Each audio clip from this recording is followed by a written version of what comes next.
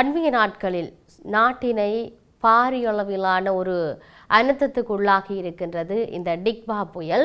இந்த புயலினால் ஏற்பட்ட சேதங்கள் என்பது நாம் விவரிக்க முடியாத அளவு இருக்கின்றது. அந்த அளவுக்கு ஸ்ரீலங்காவை மையப்படுத்திய பல பகுதிகளிலையும் இந்த டிக்வா புயலானது கோர விபத்தினை ஏற்படுத்தி இருக்கிறது என்றுதான் சொல்லக்கூடியதாக இருக்கிறது. அதிகளவிலான உயிர் சேதங்கள், அதிகளவிலான பொருட்சேதங்கள், ஈடு செய்ய முடியாத பல சேதங்களை ஏற்படுத்தி இருக்கின்றது என்பது எல்லோருக்கும் தெரிந்ததொரு விடயம். டிக்வா புயலானது நாட்டில் இருந்து சற்று நகர்ந்திருந்தாலும் அது ஏற்படுத்திய சேதங்கள் என்பது ஏராளமாக இருக்கப்படுகிறது. தொடர்ச்சியாக மீட்பு பணிகள் இடம்பெற்றுக் கொண்டிருக்கிறது. தொடர்ச்சியாக வீதியை சரி செய்கின்ற போக்குவரத்து சார்ந்து ஏற்படுத்தக்கூடிய பல நகர்வுகள் சரி செய்யப்பட்டு கொண்டிருக்கின்றது. அதேபோன்று மின்சார இணைப்புகள் இன்னும் வளமைக்கு நாடளாவிய ரீதியில் திரும்பாத நிலை இருக்கின்றது.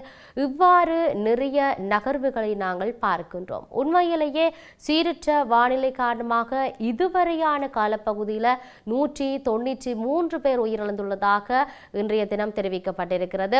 அனர்த்த முகாமைத்துவ மத்திய நிலையம் இந்த அறிக்கையில் இந்த தகவலை உறுதிப்படுத்தி இருப்பதை நாங்கள் பார்க்கின்றோம்.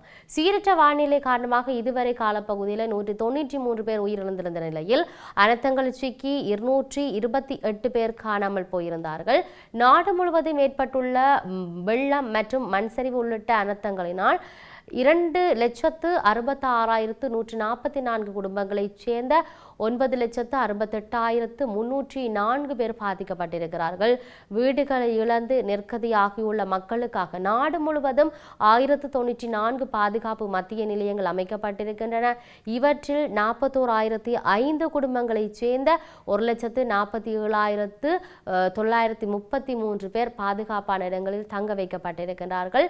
பாதுகாக்கப்பட்ட மக்களுக்கான நிவாரணப் பணிகள் முப்படையினராலும் மற்றும் அதிகாரிகளாலும் தொடர்ந்து முன்னெடுக்கப்பட்டு வருவதாக அனர்த்த முகாமைத்துவ மத்திய நிலையம் தெரிவித்திருக்கிறது.